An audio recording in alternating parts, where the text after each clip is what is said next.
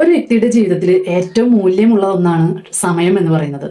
നമ്മുടെ കയ്യിലുള്ള സമയം ഫലപ്രദമായിട്ട് പ്രയോജനപ്പെടുത്തുക എന്നതാണ് ഓരോ വ്യക്തിയും നേരിടുന്ന വെല്ലുവിളി. നമുക്കറിയാലേ, ഈ ഭൂമിയിൽ എല്ലാവർക്കും ലഭിച്ചിട്ടുള്ളത് ഒരുപോലെയുള്ള സമയമാണല്ലേ.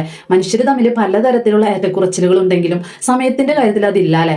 എല്ലാവർക്കും ഒരു ദിവസം എന്ന് പറയുന്നത് 24 മണിക്കൂർ തന്നെയാണല്ലേ. പക്ഷെ പലരും പരാതി പറയുന്നത് നമ്മൾ കേട്ടിട്ടുണ്ട് അല്ലേ, ഇന്ന് എനിക്ക് ഒന്നിനും സമയം തികഞ്ഞില്ല എന്നുള്ളത്. എന്നാൽ പലരും പരാതി പറയുന്ന സമയത്ത് മറ്റു പലരും അവരുടേതായിട്ടുള്ള കാര്യങ്ങൾ വളരെ സക്സസ്ഫുൾ ആയിട്ട് ചെയ്ത് മുന്നോട്ട് പോകുന്നത് നമുക്ക് കാണാല്ലേ. എന്തുകൊണ്ടായിരിക്കും പലരും ഈ ഒരു സമയം ഇല്ല എന്ന് പരാതി പറയാനായിട്ട് കാരണം? നമുക്കുള്ള സമയം ഫലപ്രദമായിട്ട് ഉപയോഗിക്കാതെ പോകുമ്പോഴാണ് പലതിനും നമുക്ക് സമയം കിട്ടാതെ വരുന്നത്. ഇനിയിപ്പോൾ വീട്ടമ്മമാരാണെങ്കിലും ജോലിക്കാരാണെങ്കിലും ഇനി ജോലിയും വീട്ടുകാര്യങ്ങളൊക്കെ ഒന്നിച്ചു കൊണ്ടുപോകുന്ന ആളുകളാണെങ്കിലും കൃത്യമായിട്ടൊരു ടൈം മാനേജ്മെന്റ് ഉണ്ടെങ്കിൽ മാത്രമാണ് വളരെ നല്ല രീതിയിൽ മുന്നോട്ട് പോകാനായിട്ട് സാധിക്കും. നമ്മൾ ഓരോ ദിവസവും കൃത്യമായിട്ട് പ്ലാൻ ചെയ്തുകൊണ്ട് മുന്നോട്ട് പോകാനായിട്ട് നമുക്ക് കഴിയണം എന്നതാണ്. നമ്മളിപ്പോൾ ഒന്ന് ചിന്തിച്ചു നോക്കാം, നാളത്തെ ഒരു ദിവസം ഞാൻ എന്തൊക്കെ ചെയ്യണം എന്നുള്ളത് ഇന്ന് കിടക്കുന്നതിന് മുൻപ് തന്നെ നമ്മളൊന്ന് പ്ലാൻ ചെയ്ത് വെക്കുക. പ്ലാൻ ചെയ്തതിന് ശേഷം ഇപ്പൊ നാളെ എന്തൊക്കെ കാര്യങ്ങൾ എനിക്ക് ചെയ്യാനുണ്ട് എന്ന് വ്യക്തമായിട്ടുള്ള ഒരു ധാരണ എനിക്ക് കിട്ടിയില്ല. കാര്യങ്ങളിൽ ഏറ്റവും ഇമ്പോർട്ടന്റ് ആയിട്ടുള്ള കാര്യം എന്താണോ അതിന് ഫസ്റ്റ് പ്രയോറിറ്റി കൊടുത്തുകൊണ്ട് ആദ്യം ചെയ്തു പോകാനായിട്ട് ശ്രദ്ധിക്കുക. പലപ്പോഴും നമ്മൾ എളുപ്പമുള്ള കാര്യങ്ങളായിരിക്കും ആദ്യം ചെയ്യാനായിട്ട് ശ്രമിക്കുക അല്ലെ.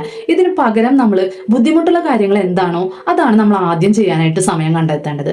കാരണം നമ്മളിപ്പോൾ എളുപ്പമുള്ള ജോലികളൊക്കെ ചെയ്ത് അവസാനം വരുമ്പോൾ ഈ ബുദ്ധിമുട്ടുള്ള ജോലികൾ വരുന്ന സമയത്ത് നമ്മളൊരു പക്ഷെ അത് നാളത്തേക്ക് മാറ്റി വെക്കുന്നു.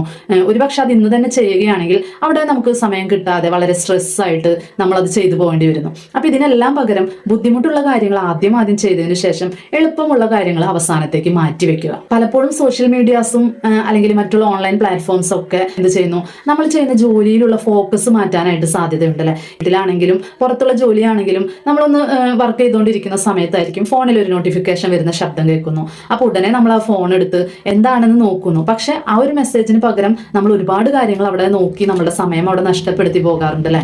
അപ്പൊ അതിന് പകരം നമ്മുടെ ഫോക്കസ് നഷ്ടപ്പെടുത്തുന്ന ഓരോ കാര്യങ്ങളും നമ്മൾ ഒഴിവാക്കാനായിട്ട് തയ്യാറാവുന്നതാണ്. ഇനി പലരും പ്രത്യേകിച്ച് വീട്ടമ്മമാര് മൾട്ടി ടാസ്ക് ചെയ്യുന്ന ആളുകളാണല്ലേ. ഇപ്പൊ വീട്ടിലുള്ള ഓരോ സമയം തന്നെ പല കാര്യങ്ങളും ചെയ്തു പോകുന്ന വീട്ടമ്മമാരും നമ്മൾ കണ്ടിട്ടുണ്ടാവും അല്ലെ.